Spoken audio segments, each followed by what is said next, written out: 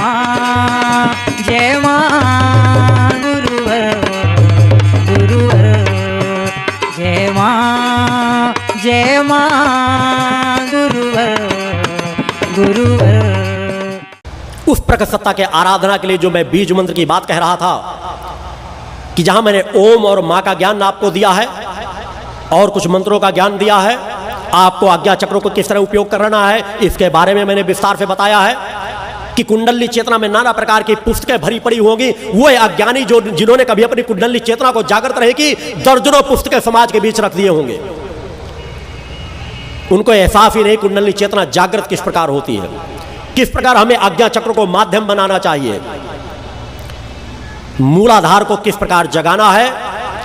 मैंने कहा कुंडली चेतना के लिए हमें आज्ञा चक्र को हर पल माध्यम बनाना है, मगर यदि अपनी मूलाधार को मेरुदंड को आप सीधा करके बैठे और अपने धर्म के धरातल को जागृत करना चाहें कि आपकी धार्मिक भावना स्थिर बनी रहे, तो ह्रींग बीज एक ऐसा है कि अगर ह्रींग बीज का बार बार आप जाप करें मेरुदंड को सीधा करके, तो इसकी मूलाधार की शक्ति जो आपकी सोई हुई चेतना शक्ति बैठी है, वह सोई हुई चेतना शक्ति में स्थिरकन पैदा हो जाती है, मूलाधार में स्थिरकन पैदा हो जाती है और आपकी चेतना शक्ति जागृत होने लगती है। रिंग, उसमें गा का उच्चारण भी कर सकते हैं, रीम भी कर सकते हैं, उनका दोनों का रिंग शब्द का उच्चारण करने से वो चेतना शक्ति ज्यादा प्रबल होती है। अगर आप क्रम से रिंग रिंग रिंग एक गति से जाप करें, धीमे से जाप कर सकते हैं, तीव्र गति से जाप कर सकते हैं, आप कभी भी मन को शांत करके मेरुदंड को सीधा करके रिंग बीज का उच्चारण अधिक से अधिक करके देखें, 2 मिनट 5 मिनट ही करें, पर्याप्त होता है। 25-50 बार एक बार कर ले, आप देखेंगे जो आपको नींद आलस से आने लगता है, पूजा पाठ में बैठे वो आलस से आपका घंटों दूर हो जाएगा। चेतना मंत्र आपको दिया ही गया है, त्रिशक्ति महामंत्र आपको दिया ही गया है, आज्ञा चक्र के बारे में आपको बताया गया है कि आज्ञा चक्र में किस प्रकार आप कुंकुम का तिलक लगा करके रखें, उससे आपकी चेतना शक्ति की रक्षा होगी और आज्ञा चक्र चैतन्य बनेगा। और जो सात्विक तरंगे हैं, जिस तरह आप एक छोटे बच्चे में तो कह देते उसे नजर लग गई, आप नजर उतारते हैं नजर दूर हो जाती है, भले आज विज्ञान उसे न स्वीकार करे, मगर आज यह सत्य है और जगह जगह समाज इस सत्य को स्वीकार करता है, देखता है कि लोगों की निगाहों का प्रभाव पड़ जाता। तो छोटे बच्चे में तो नजर समझ में आ जाती, मगर बड़ों को पता ही नहीं चलता। लोग कहते हम तो बाजार तक गए थे मगर हमारा सर दर्द करने लगा, आज थकावट आ गई, आज अच्छा नहीं लग रहा। बड़ों पर भी प्रभाव पड़ता है मगर उसका एहसास नहीं कर पाते। आज्ञा चक्र पर यदि आपके कुंकुम का तिलक लगा हुआ है तो जितनी सात्विक तरंगे होंगी वो आपके आज्ञा चक्र के माध्यम से सात्विक तरंगे आपके लिए कल्याणकारी बनेंगी, और जितना दुष्प्रवृत्ति की शक्तियां होंगी, असात्विक शक्तियां होंगी, असात्विक चेतना तरंगे उनकी होंगी, असात्विक तरंगे जो भी होंगी वो आपके शरीर से दूर रहेंगी। वही रास्ता मैंने मां के ध्वज के बारे में बताया है, जो हर जगह घर घरों में मेरे द्वारा कहा जाता है कि आप केवल मंदिरों पर ही ध्वज मत चढ़ाने जाएं, अपने घरों में मां का एक ध्वज टांग करके तो देखें। जिस चीज के लिए आप ग्रह दोष के लिए नाना प्रकार का पैसा खर्च करते हैं, कभी ये मकान तोड़वाते हैं, कभी वह मकान तोड़वाते हैं, केवल मां का ध्वजा घर में टांग ले, आपके जो भी ग्रह दोष होंगे अपने आप समाप्त हो जाएंगे। सरल से सरल मार्ग दिया गया है, सुगम से सुगम मार्ग दिया गया है कि आप अपने घर में प्रकट सत्ता की आराधना के लिए 2 मिनट 10 मिनट आधे घंटे 1 घंटे जिसके पास जो समय हो कुछ क्षण बैठना सीखिए और जीवन में शुद्धता और सात्विकता लाइए, आचार विचार व्यवहार में परिवर्तन लाइए। क्योंकि जब तक आप अपने आचार विचार परिवर्तन में नहीं लाएंगे, दिन रात अनित अन्याय अधर्म में लगे रहेंगे, तो 10-15 मिनट आप पूजा पाठ भी कर लेंगे तो आपके लिए क्या फलीभूत होगा। आप प्रकट सत्ता से तो चाहते हैं कि प्रकट सत्ता हम पर कृपा करे, प्रकट सत्ता हमें बहुत कुछ दे दे, प्रकट सत्ता हमें दर्शन दे दे, प्रकट सत्ता हम पर कृपा क्यों नहीं कर रही। मगर क्या कभी आप लोगों ने आंख उठाकर देखा है कि समाज में ऐसे अनेकों लोग हैं जो आपसे कृपा चाहते हैं, आप चाहते हैं कि उनको थोड़ा सा आप सहारा दे दें, उनके सहारे बन जाएं। अनेकों लोग प्लेटफार्म में आप जूठी पत्तल फेंकते हैं, वो जूठी पत्तल से दाना उठा करके खा लेते हैं, उनके लिए आप भगवान समान होते हैं। क्या कभी आपकी अंतरात्मा जागती है कि आपके पास अगर धन बल आया है, आपके पास अगर सामर्थ्य आई है, तो आपका धर्म और कर्तव्य क्या होता है, आपका कर्म क्या बनता है। अगर यदि आप कर्म के बारे में सोच जागृत हो जाए कि आप अपने जीवन को 2 भागों में बांट दें कि अपने आत्म कल्याण और जन कल्याण में आप अपनी 2 भागों में अपनी ऊर्जा शक्ति को, अपनी सामर्थ्य शक्ति को बांटना शुरू कर दें, तो आपकी शक्ति दिन दूना रात चौगुना बढ़ती चली जाएगी और समाज में जो विषमताएं हैं वो भी दूर होती चली जाएंगी। सौभाग्य से आप राजनेता बने हैं तो राजनेता के धर्म का पालन करें। सौभाग्य से आप धर्माधिकारी कोई बनता है तो उस धर्माधिकारी का धर्म और कर्म कर्तव्य क्या होता है उसका पालन उसे करना चाहिए। मगर आज चाहे प्रधानमंत्री कोई बन जाए, कोई मंत्री बन जाए, सबसे पहले मंत्री बनने के लिए इस चीज के लिए पूरी क्षमता झोंक देते हैं कि हमें कौन सा ऐसा भ्रष्टाचार करने वाला विभाग मिल जाए जिसमें हम सबसे अधिक भ्रष्टाचार कर सके। लड़ते रहते हैं नेता केवल इसी चीज के लिए, अपनी लाविंग तैयार करते रहते हैं कि हमको इस विभाग के लिए, हमको ये विभाग मंत्रालय मिल जाए। एक सोच ही, जरा सा सोच जागृत नहीं होती कि सौभाग्य से मैं राजनीति में अगर आगे बढ़ा हूं, सौभाग्य से समाज ने मुझे अगर विधायक सांसद बनाया है, सौभाग्य से मुझे अगर किसी विभाग का मंत्री बनने का मौका मिल रहा है, तो मैं एक बार तो जगा दूं, एक बार तो अपना 5 साल पूरी तरह से निष्ठा और विश्वास के साथ बगैर 1 रुपए का भ्रष्टाचार किए हुए 5 साल कार्य करके तो समाज में देखूं। देखो कि जो करोड़ों रुपए तुम बेईमानी से कमाते हो, अगले चुनाव में जीतने के लिए करोड़ों रुपए फिर बर्बाद करते हो, उसकी जरूरत ही नहीं पड़ेगी। समाज तुम्हें भगवान के समान पूजेगा। अगर पिछली बार 10,000 वोटों से जीते होते तो अगली बार 25,000 वोटों से अधिक जीतोगे। एक सोच पैदा होनी चाहिए, ये सोच सभी के अंदर पैदा होनी चाहिए कि आप जो जहां पर हो, प्रशासनिक अधिकारी हो, आपका धर्म और कर्तव्य क्या बनता है। ठीक, आपका किसी ने शोषण किया तो कम से कम आप तो समाज का शोषण मत करो। अगर ये करते चले जाओगे तो मैंने कहा है वह सुपर कंप्यूटर आपके अंदर बैठा हुआ है जिससे तुम अनजान हो। तुम सोचते हो जो कुछ हम करते होंगे, अधिकतर लोग तो ये सोचते हैं पता नहीं भगवान देखता हो या न देखता हो। हम चोरी से कर लिए, भगवान देखा होगा या न देखा होगा। भगवान को देखने की आवश्यकता नहीं पड़ती।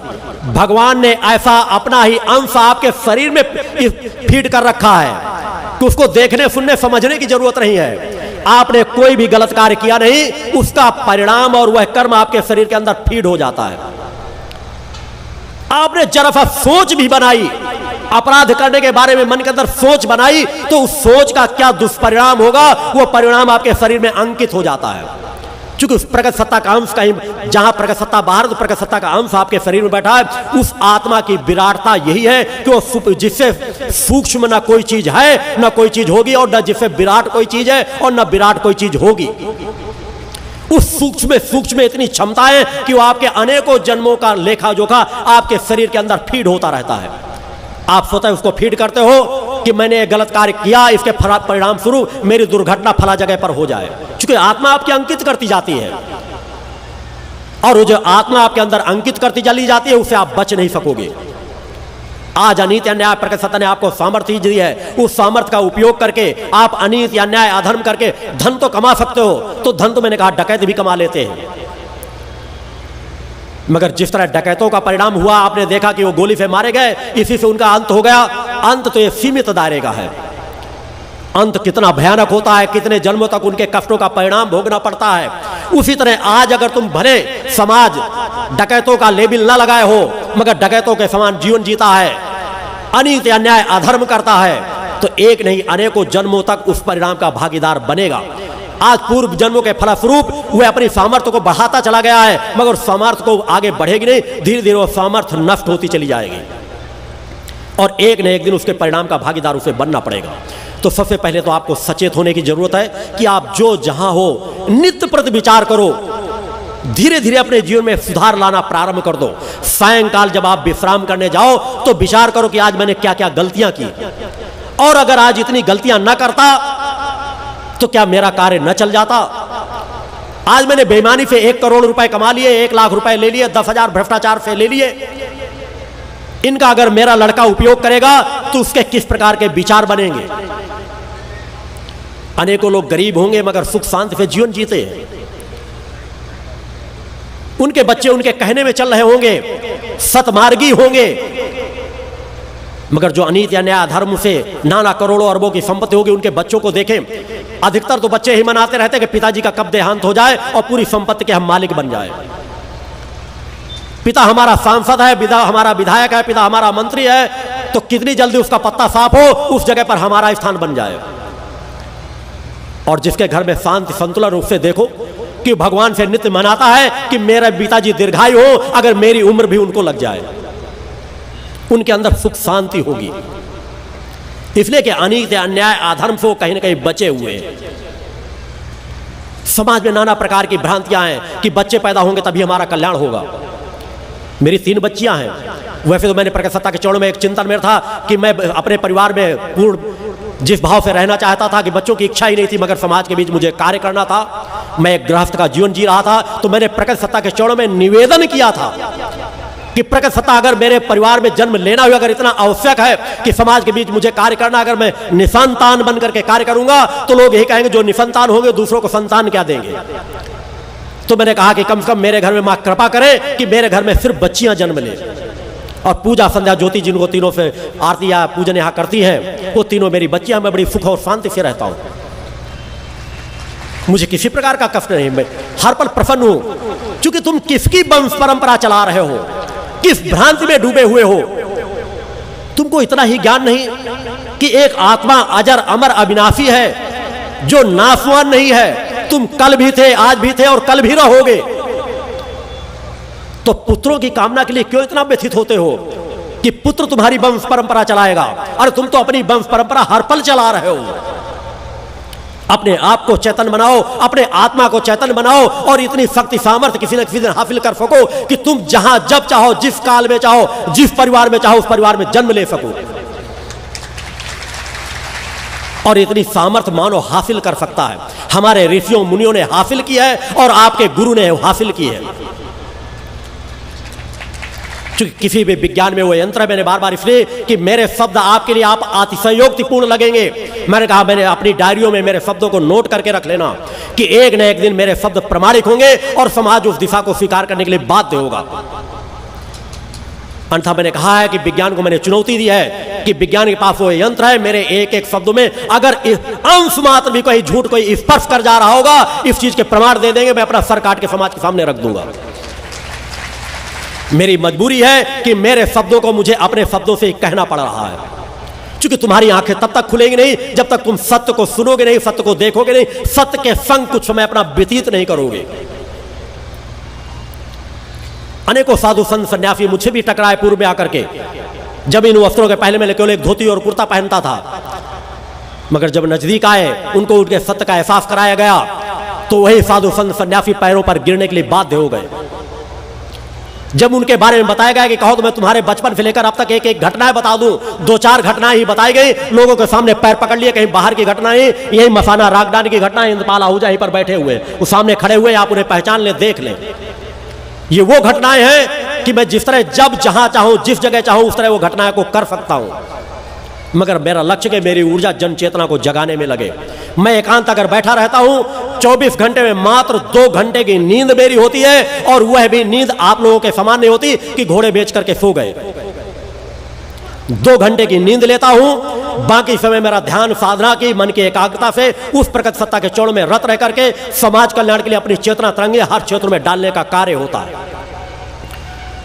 मैं उन गुरुओं में नहीं हूं कि अगर हजारों किलोमीटर दूर मेरा कोई सिर्फ कार्य कर रहा हो तो उसके साथ क्या हो रहा हो क्या नहीं हो रहा उसका ज्ञान ही ना हो। क्योंकि वास्तव में सतगुरु वही होता है, वास्तव में परम गुरु वही होता है जिसकी कुंडली चेतना जागृत हो, जो चैतन्य हो और एक स्थान में रह करके करोड़ों मील दूर क्या हो रहा है उसकी जानकारी हो, उसमें हस्तक्षेप करने की सामर्थ्य हो। बोलो गुरुदेव भगवान की जय। मेरा जीवन मान अपमान से परे है। मैं इसके लिए कभी नहीं आता समाज मुझे किस निगाहों से देखता है, समाज मुझे क्या कहता है, समाज मेरे साथ क्या करता है। मेरी निगाह प्रकट सत्ता की ओर रहती है कि प्रकट सत्ता मुझे क्या कह रही है, प्रकट सत्ता मुझे किन निगाहों से देख रही है, प्रकट सत्ता जैसा मुझे चलाना चाह रही है उसमें मैं उस तरह चल पा रहा हूं कि नहीं चल पा रहा हूं। प्रकट सत्ता से जो मेरी कड़ी जुड़ी हुई है कहीं उसमें जंग तो नहीं लग रहा। प्रकट सत्ता का प्रेम, उस प्रेम को यदि आप लोगों ने जागृत कर लिया, जिस प्रेम को जगाने के लिए मैं बार बार समाज के बीच आता हूं कि तुम अपने बच्चों से इतना प्रेम करते हो, बच्चे अपने माता पिता से इतना प्रेम करते हैं, केवल इस स्थूल शरीर से जो रिश्ता जुड़ा हुआ है और जो अमर अजर अमर अविनाशी आत्मा से रिश्ता जुड़ा हुआ है, उस प्रकट सत्ता से रिश्ता जुड़ा हुआ है, उस प्रकट सत्ता के अंश हो, कभी अपनी जननी के भाव नहीं जागृत होते? कि हम अपनी जननी को देख सके? कभी ये भाव नहीं जागृत होते कि हम अपनी आत्म सत्य को पहचान सके? कभी तो विचार बनाओ, कभी तो सोच पैदा करो, और इसके लिए तो धन सामर्थ्य की भी जरूरत नहीं पड़ती। तुम फटे हाल रह रहे हो, एक समय भूखे रह रहे हो, तब भी तुम सत्य पथ पर चल सकते हो। कोई धन संपदा की इस मार्ग में चलने की आवश्यकता नहीं पड़ती। एक बार उस मार्ग में चल करके तो देखो, एक बार अपने अंदर निष्ठा विश्वास जागृत करके तो देखो। मगर केवल सौदागर न बन जाओ कि हमने 1 घंटे पूजा पाठ किया और उसकी तुलना करके देखे हमारे अंदर भौतिक सामर्थ्य क्या आई। तुम दिशा विहीन हो, तुम देखना ही नहीं चाहते कि हमने 1 घंटे पूजा पाठ किया तो पूजा पाठ करने में हमारे मन की एकाग्रता कितनी कायम हुई, हमारे शरीर की चेतना तरंगे कितनी जागृत हुई। आपका गुरु जब तक चाहे जहां चाहे वर्षों बैठा रह सकता है, बिना अन्न जल के रह सकता है। किस शक्ति के बल पर रह सकता है? इस शरीर का गर्भ घमंड नहीं है, उस प्रकट सत्ता की चेतना है जो उस प्रकट सत्ता ने चेतना इस शरीर के अंदर प्रवाहित की है। अलौकिक क्षमताओं को आप सभी लोग लिए बैठे हो। जो आत्मा मेरे शरीर के अंदर बैठी है वही आत्मा आपके शरीर के अंदर बैठी हुई है। क्यों भटक रहे हो? एक बार तो शोध करके देखो, एक बार तो उस रास्ते में चल करके तो देखो। आत्मा अजर अमर अविनाशी है। एक जीवन के दायरे में उसको मत बांधो। एक जीवन के दायरे में कि हमारे पास इतने से हमारा जीवन का कार्य चल जाना है तो हम चाहे जो कुछ करते रहे, हमारे पास इतना पैसा आ गया तो हमको पूजा पाठ करने की क्या आवश्यकता है। सच्चे मन से उस प्रकट सत्ता को याद करो, अपनी आत्मा की जननी को याद करो। एक बार प्रेम भाव अपने अंदर जागृत करो। घर में हाथ जोड़ करके बैठना सीखो, केवल दिखावे के लिए नहीं। अगर दिखावे के लिए तुम मंदिर मस्जिदों में जाते रहे, दिखावे के लिए ज्योति प्रज्वलित की जाती रही, तो इससे समाज कभी भी सत्य पथ की ओर नहीं बढ़ सकेगा। समाज में जितना आडंबर व्याप्त है, धर्म के नाम पे जितना छलावा व्याप्त है, उसको आप समझ नहीं पा रहे हो। और अगर समझ भी पा रहे हो तो डर बस तुम्हारी आवाज नहीं निकल रही। कुछ लोग जो समाज सेवक हैं वो जानते हैं कि यहां इसके द्वारा गलत किया जा रहा है, इस धर्माचार द्वारा गलत किया जा रहा है, इस योगाचार द्वारा गलत किया जा रहा है, मगर जानते हैं उसके साथ तो मंत्री मिनिस्टर जुड़े हुए हैं, उसके साथ तो विधायक जुड़े हुए हैं, उसके पास तो अरबों की संपत्ति है। वो अरबों खरबों की संपत्ति जो एक रजकण के बराबर नहीं, जिस प्रकट सत्ता के तुम अंश हो, जो प्रकट सत्ता ने तुम्हें सामर्थ्य दे रखी है, उस सामर्थ्य को तो पहचानो। उस सामर्थ्य के सामने मैं कह रहा हूं भौतिक जगत में ऐसी कोई सामर्थ्य नहीं है जिसे पैर से ठोकर न मार दी जा सके। बोलो गुरुदेव भगवान की जय। एक बार अपनी आत्मशक्ति को जगाओ, एक बार सत्य की आवाज को उठाओ, एक बार सत्य के साथ चलना सीखो। अपने आप में सुधार करना तो सीखो। कण कण में प्रकट सत्ता मौजूद है, उसको देखने के लिए आपकी ये आंखें काम नहीं आएंगी। ये तो स्थूल से जुड़ी आंखें हैं। आपको अपने अंतर मन को जगाना पड़ेगा, अपने सूक्ष्म शरीर के नजदीक जाना पड़ेगा। आप लोग स्वप्न में रात में अनेकों बार देखते होंगे, मगर उसमें आपकी पकड़ नहीं रहती कि आप सो रहे हैं। स्वप्न के माध्यम से आप देखते हैं कि आप करोड़ों मील चले गए, आप फला परिजन से मिलकर के चले आए, आप अच्छे बुरे कर्म करके चले आए। चुकू है आपका विकृत स्वरूप होता है। आप सो रहे होते हैं और आपका शरीर आपके शरीर से, मगर उसमें आपकी पकड़ नहीं रहती, और उसमें भी दूसरी वृत्तियां आपके हावी होती है। क्योंकि जिस तरह स्थूल का शोधन करना पड़ता है, उसी तरह सूक्ष्म का शोधन होता है। जब आप सहज भाव से कुंडली चेतना को जागृत करके सहज भाव से सूक्ष्म जागृत होता है तो वह निर्मल पवित्र होता है, उसमें आपकी पकड़ होती है। मगर आज समाज इन चीजों का एहसास ही नहीं करता। मुझे तो बड़ा आश्चर्य हुआ था जब अपने आप को योग ऋषि कहने वाला एक योगाचार्य एक मंच से कह रहा था कि सूक्ष्म शरीर शरीर में होता ही नहीं है, यह एक कल्पना है। कुछ लोगों के द्वारा कहा गया कि भूत प्रेत होते ही नहीं, यह महज एक कल्पना है। जो अधर्मी अन्यायी अपने सूक्ष्म शरीर को ना जानते हो, वह सूक्ष्म जगत में क्या हो रहा है क्या नहीं है, इसको क्या जानेंगे। इस स्थूल से बहुत नजदीक सूक्ष्म जगत है। इस कोलाहलपूर्ण पड़े जगत से परे ही बिल्कुल शांति जगत है। स्थूल जिस तरह हमारे शरीर में है, हमारे शरीर के अंदर सूक्ष्म शरीर है। विज्ञान भी इस बात को स्वीकार करता है कि शरीर से कोई न कोई तत्व निकल के जाता है और यही शरीर हमारा सड़ने और गलने लगता है। इतना हम सब जानते हैं, विज्ञान भी जानता है। वह शरीर अमृत तो लेकर के जाता कहां? अगर वह अमर शरीर है तो वह कौन सा तत्व है, किस रूप है, कैसा रंग है, कैसा आकार है, उसको कोई देखना ही नहीं चाहता। और जो देखेगा नहीं, समझेगा नहीं, तो कह देगा सूक्ष्म जगत में कुछ है ही नहीं, सब कुछ निराकार है, साकार कुछ है ही नहीं। मैं कह रहा हूं साकार जिस तरह आप हैं उसी तरह सूक्ष्म जगत भी साकार है। निराकार कुछ है ही नहीं इस जगत में, केवल देखने की आंखें चाहिए। जिस तरह आप स्थूल को देख रहे हो उसी तरह जब आपका सूक्ष्म जागृत होगा, आपकी अंतर चेतना जागृत होगी, आपका आज्ञा चक्र जागृत होगा, तो आप आंख बंद करके सूक्ष्म जगत को देख सकते हो। आंखें खुली रहेंगी मगर यह दृश्य जगत से परे सूक्ष्म आपका सूक्ष्म जगत को देख सकता है, सूक्ष्म जगत से संबंध स्थापित कर सकता है। सब कुछ सत्य फैला पड़ा है, मगर समाज इतना पतन के मार्ग में जा चुका है। जन्म दर जन्म हम उन्हीं ऋषियों मुनियों की संतानें हैं जिन ऋषियों मुनियों के पास नए स्वर्ग की रचना करने की सामर्थ्य थी। किसी को अपने आशीर्वाद दे देने से सब कुछ कर सकने की सामर्थ्य रखते थे। जड़ को भी चैतन्य बना देते थे और चैतन्य को भी जड़ बना देते थे। अहिल्या की कथा तो आपने सुनी ही होगी। अनेकों ऐसी घटनाएं हैं कि जहां जड़ चैतन्य को जड़ बनाया गया, जड़ को चैतन्य बनाया गया। विश्वामित्र ने नए स्वर्ग की रचना की, सब कुछ करने में सामर्थ्यवान थे, मगर आज क्या उस तरह के ऋषि मुनि समाज में दिखाई देते हैं? कोई भी ब्रह्म ऋषि लगा ले, योग ऋषि लगा ले, धर्म प्रमुख बन जाए, इन नामों को लगा लेने से कुछ नहीं हो जाता। आपके शरीर के अंदर कितनी चेतनता जागृत हुई है, प्रभाव इसका पड़ता है, भगवे वस्त्रों का प्रभाव नहीं है। अगर आप भगवे वस्त्र को अनेकों प्रकार समाज की चूंकि भ्रांति है, विडंबना है कि समाज जरा सा सचेत ही नहीं होना चाहता। वो कहता था हम तो भगवे वस्त्रों को प्रणाम करते हैं, कोई भी भगवा वस्त्रों हम तो नमन करते हैं। तो भाई अगर भगवे वस्त्रों को ही नमन करना तो अपना समय और वक्त क्यों बर्बाद करते हो? क्यों दान दक्षिणा में इतना धन लुटाते हो? बाजार में 200-400-500 रुपए के भगवे वस्त्र मिल जाएंगे, उन भगवे वस्त्रों को ले आओ, अपने घर के किसी परिवार के नाप के कपड़े सिला दो और जब इच्छा हुआ करे नमन करने के तो उसको कपड़े पहना दिया करो और साष्टांग दंडवत हो जाया करो। क्या भगवे वस्त्र आपको लाभ दे देंगे? विचार करना। अतः भगवे वस्त्र पूर्ण निश्चित भगवे वस्त्र ये मैंने अपने लिए धारण कर रखे हैं, समाज के लिए नहीं। इन वस्त्रों से स्थूल में मेरे नेत्रों को शांति मिलती है, ये मेरे स्थूल की शांति को प्रदान करने में सहायक है।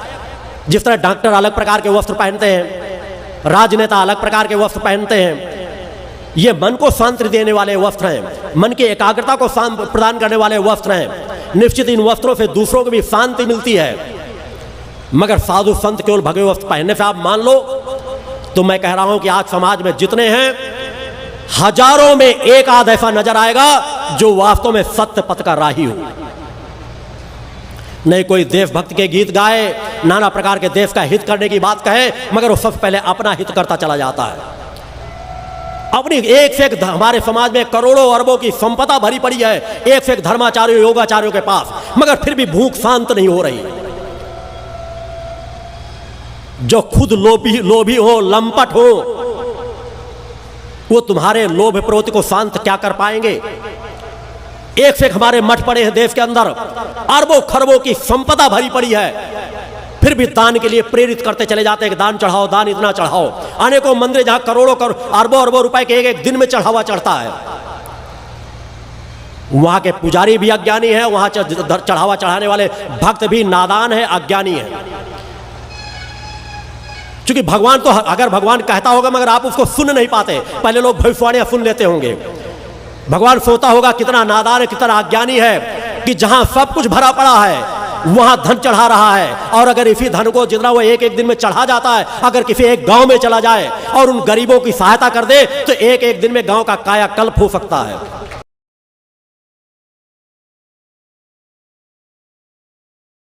किसी घरों में जाकर के देखो, उन माँ बाप से मिलो जो अपने बच्चों को अपना पेट काट काट करके पढ़ाते हैं, कर्ज ले लेकर के पढ़ाते हैं, एक स्कूल की ड्रेस बनवाने के लिए खुद फटी बनियान पहन करके उन घरों में देखो, ये हिंदुस्तान का आईना है। उसी समाज के बीच हम और आप रह रहे हैं। मैं भी चाहता तो वैभवशाली जीवन जी सकता हूं, मैं करोड़ों अरबों की संपदा इकट्ठित कर सकता हूं। आज 25 वर्षों से समाज के बीच आध्यात्मिक जीवन जी रहा हूं, मगर मेरे बैंक अकाउंटों में देख लो जाकर के 25-50 हजार भी जमा नहीं मिलेगा। अपने कर्म से उपार्जित धन से अपना जीविकोपार्जन करता हूं, और समाज का जो सहयोग किसी क्षेत्र का आता है वो सिर्फ जन कल्याणकारी कार्यों में लगाया जाता है। मेरे लिए गरीब से गरीब लोगों का स्थान उसी प्रकार से मिलता है। अगर मेरे पास मिलने का समय रहता है तो सभी को समान रूप से मिलने का समय दिया जाता है। मगर आज बड़े बड़े धर्माचार्यों, बड़े बड़े योगाचार्यों को देखो कि गरीब जनता क्या उनके पास तक जा पाती है? आप 10 लाख दीजिए, 20 लाख दीजिए, तत्काल आपको मंच के ऊपर आप जूते पहन करके चढ़ जाइए। अतः तुम्हें कहीं ना कहीं विचार करने की जरूरत है। समाज दिशा प्रभावित होता चला जा रहा है। कोई कह रहा है, अनेकों में अभी मैंने कुछ मंचों से एक योगाचार को कहते हुए सुना कि भगवान ने पत्थर बनाया था बिल्डिंगें बनने के लिए, दूसरे किसी कार्यों के लिए, और लोगों ने मूर्तियां बना करके रख दी। उन अज्ञानियों को यह पता ही नहीं है कि जब हम देवी देवता के मूर्ति की स्थापना करते हैं किसी मंदिर में, तो उसमें प्राण प्रतिष्ठा की जाती है, उसमें चेतनता डाली जाती है, तो मूर्तियां सजीव साकार समान कार्य करती हैं। रामकृष्ण परमहंस को तो आप जानते ही होंगे, जो उन्हीं मूर्ति पूजा की आराधना करके माता काली को अपने हाथ से भोजन कराते थे। राम और कृष्ण का जीवन को तो आपने सुना ही होगा, सीता के जीवन को तो आपने सुना होगा। जब सीता जी शादी के लिए जाती है तो उसके पहले गौरी पूजन करने जाती हैं। जनक जी के जीवन को तो आपने, जो बैरागी थे, योगी थे, बड़े से बड़े ऋषि मुनि जिनके पास ज्ञान अर्जित करने जाते थे, जो राजपाठ करते हुए भी एक महायोगी कहलाए, बैरागी कहलाए, उनके यहां दृष्टांत आते हैं कि जगह जगह मंदिर बनाते थे, मंदिर बने हुए थे। अरे जिसे तुम रावण कहते हो, उस रावण के भी रामायण का पाठ करो कि जगह जगह कहा कि मंदिर मंदिर शब्द कितने बार उपयोग है उसकी लंका में।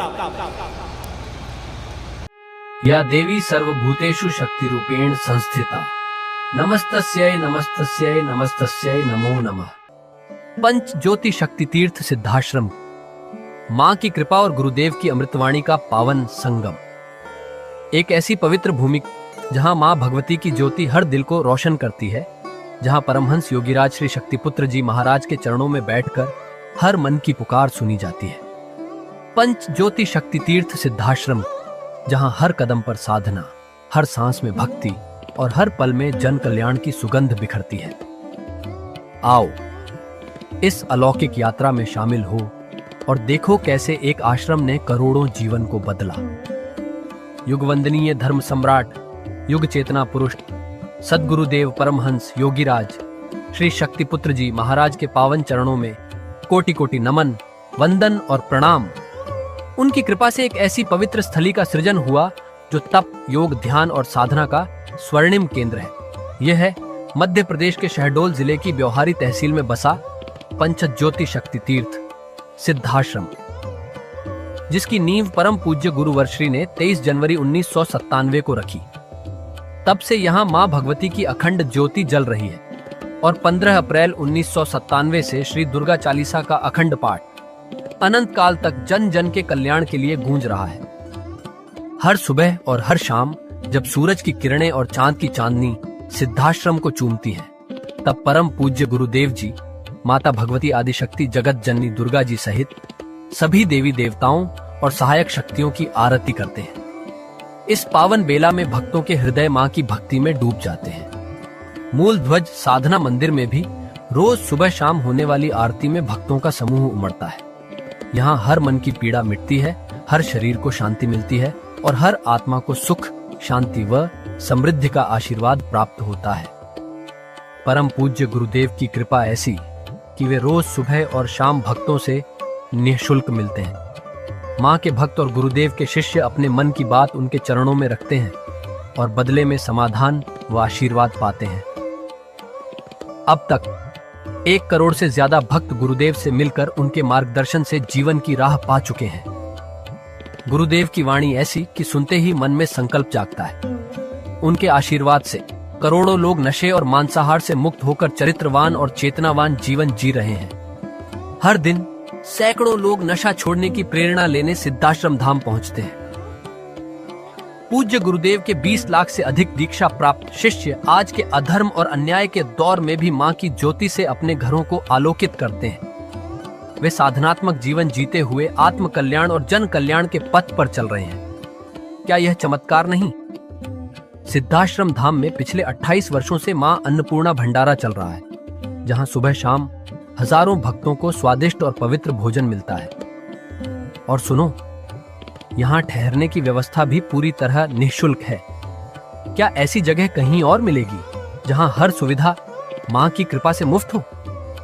सिद्धाश्रम धाम की पावन सरिता के तट पर बनी त्रिशक्ति गौशाला देखकर भक्तों का मन आनंद से भर जाता है। हर महीने शुक्ल पक्ष की अष्टमी को गौ सेवा समर्पण दिवस मनाया जाता है, जब परम पूज्य गुरुदेव और पूजनीय शक्तिमयी माता जी अपने हाथों से गायों को रोटी खिलाते हैं। यह दृश्य देखकर हर भक्त का हृदय गदगद हो उठता है। गौशाला के पास ही स्वामी श्री राम प्रसाद आश्रम जी महाराज की समाधि मन को शांति देती है और पास ही दानवीर गुफा स्थल हर किसी को असीम शांति का अनुभव कराता है।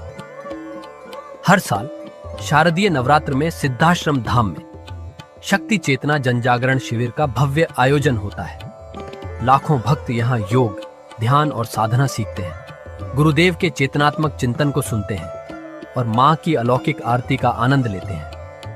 माँ की कृपा और गुरुदेव का आशीर्वाद पाकर हर भक्त धन्य हो उठता है।